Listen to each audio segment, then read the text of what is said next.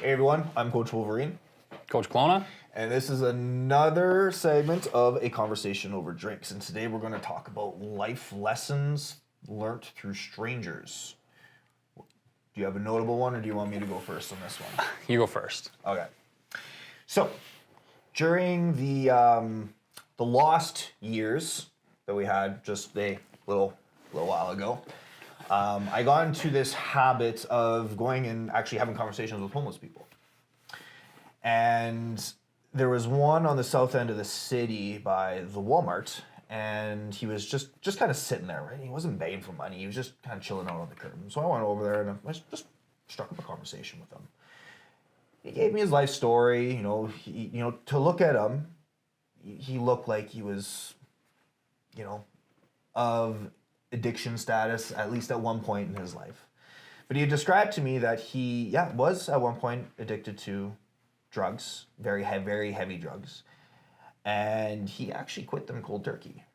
Well, I asked him, how did he do that? And he's like, well, I started to see my fiance fall down that same path, and I didn't want that to happen. So I decided that my relationship with her was more important than my addiction.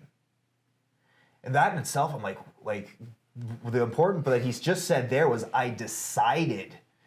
And just even that, and it's like, I was just like, wow, okay, cool. And so I engaged in further conversation with him. And he was telling me he was ex-military, and unfortunately, another one of the stories where he doesn't get a lot of help support after the fact. He was, when he was in service, he actually stepped on a landmine. And so he had showed me his leg, and his leg had to be put back together. He had a scar on the side of his head because he had a plate put in his head. And this poor dude was living on the streets. And so we were chatting. I tried to help him out the best I could with what I had, and just had good conversation. He was a solid dude. Just got dealt a really unfortunate hand of cards at that time. And I remember looking up. It was coming close to the end of the encounter, and I looked up into the horizon. And I could see that there was some storm clouds coming. It looked like a gnarly thunderstorm was coming. I'm like, I'm sorry, man. I love the conversation, but I got to go mow my lawn. He's like, you don't sound very happy to mow your lawn. And I'm like, man, I hate mowing my lawn. Like, it is, I can find so many things I prefer to be doing productive other than just cutting grass that's going to grow back next week. I don't know. I'm just weird that way. I know a lot of people love it. It's just yard work's not my jam. So he looked over at the clouds, and he got a little smirk. And he turns to me, he's like, you know what, man? I wish I had a lawn to mow. And it's like that statement right there hit me like a 2x4. Like, it was just like, ouch. I'm sitting here complaining that I have a yard at my house to a homeless person. And that's when I realized it's like, no, I get to mow my lawn, right? And then I started going with it. It's like, no, I get to put gas in my car. I get to go buy groceries. I get to pay my mortgage on my home.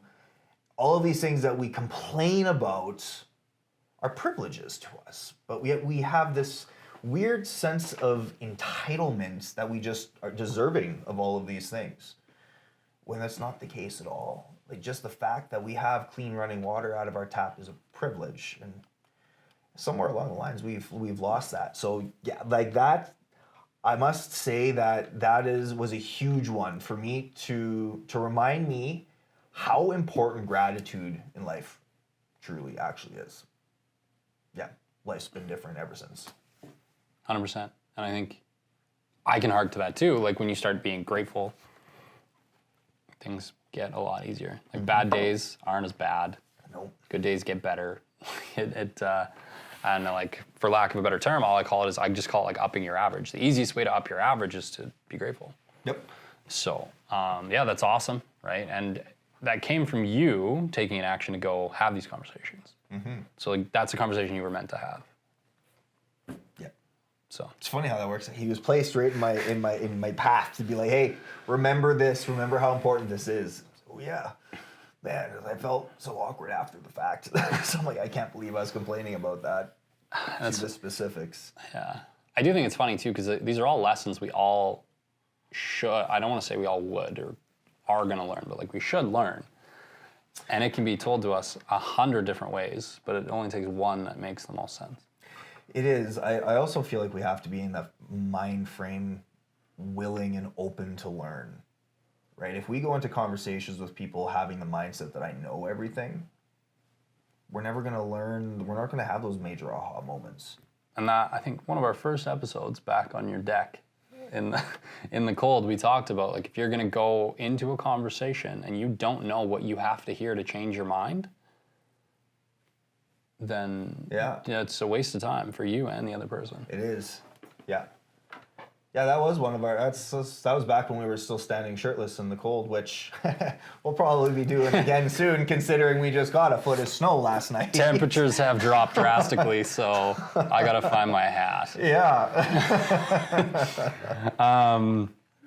But yeah, no, like, right, and that's the crazy thing, right? Like, but that's where you have like the different approaches, right? As a coach, or even if you're going to coach teams or you're going to do anything, each kid on the team or each person you work with, each person you meet needs a different approach to hear the same message, right? Yep. Some people still need that old school tough love mentality, or they're not going to hear you, right? Yep. And like, is that necessarily like always going to be the case? No, because through development, eventually you don't need hyper aggression to get a message across. But some people, they don't know better, and that could be the one that pushes them over. And that's why, I know we've talked about it before, but when it comes to coaching, I talk to people all the time. They're like, I don't want to coach with too many coaches. There's never too many coaches.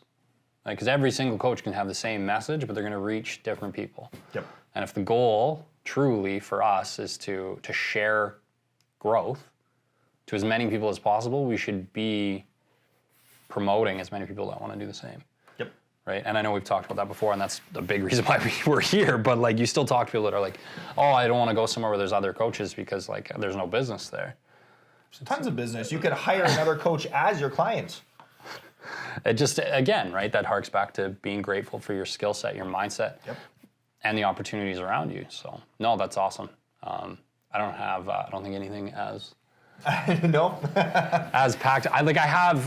There was one guy at the gym, actually. He came in, and just his attitude, like, so without getting super into it, when someone new comes into the gym, when you're in the sales portion of it, you're supposed to be upbeat and give them the tour, right? You are the center of that. Yep. And absolutely was I not the happy. Like, it was great. Like, we were doing our thing. The conversation was wonderful, but like, I did not lead the energy in that at all. I mean, you weren't selling the experience? No, the problem was we were having really good conversations, and but his like chipper attitude, smile all the time. Clearly, you could tell, and I think he like was telling me about. He'd come in and he'd tell me about how bad of a day he had, but he was the most happy person. He's like, man, like today just didn't fall the easiest way, but like it was great. I'm here. I get to do spin class, lift weights, like your kind of mindset thing, right? Where everything was just chock full of gratitude. And just, I think the embodiment of like everything that I mentally knew was a good thing, to see it like so clearly plain as day in a complete stranger was just a massive thing for me. I'm like, okay, like this is the kind of power we all have. Yeah, absolutely. And if we all have the ability to do this, why is there only like one in? So it takes work and we're lazy. I know why, but like, you know what I mean, right? Yeah. Like we all have this power, and we're all just sitting here complaining about mowing grass. Complaining about mowing grass. Yeah. No, when our day sucks, when our life sucks, it's our own fault. It is our own fault. It's our perception of how we accept what's going on, how we're choosing to respond to the situations that happen. If you hit like 5 red lights on your way to work, do you get mad? It's very unfortunate, but here's the thing. If I'm going to be late for work, it was my choice to leave late as opposed to leaving 10 minutes earlier. Late or not, if you just hit red lights. Man, I've hit all red lights going to the gym at 4:30 in the morning.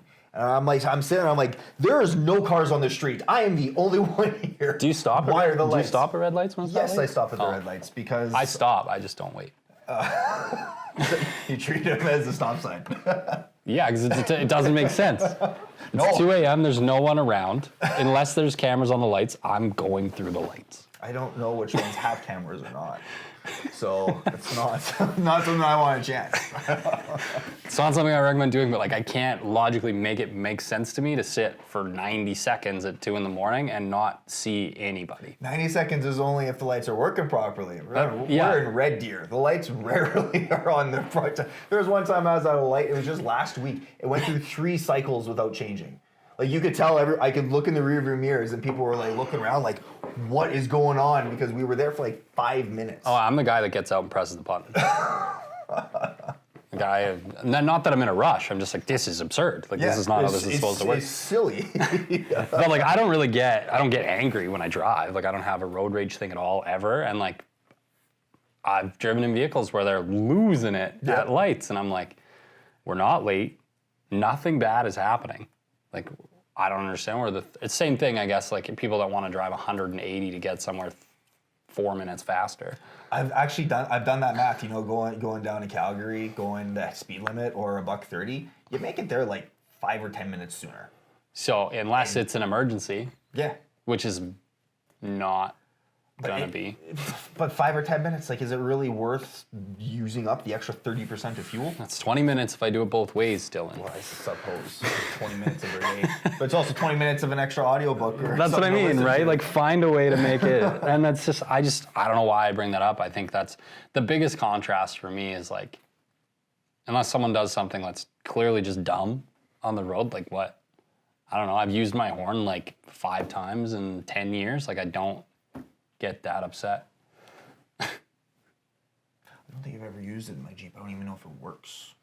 And see, most of the time it's in parking lots because someone's backing up. I'm like, all right, I'm going to get absolutely crunched here. Yeah.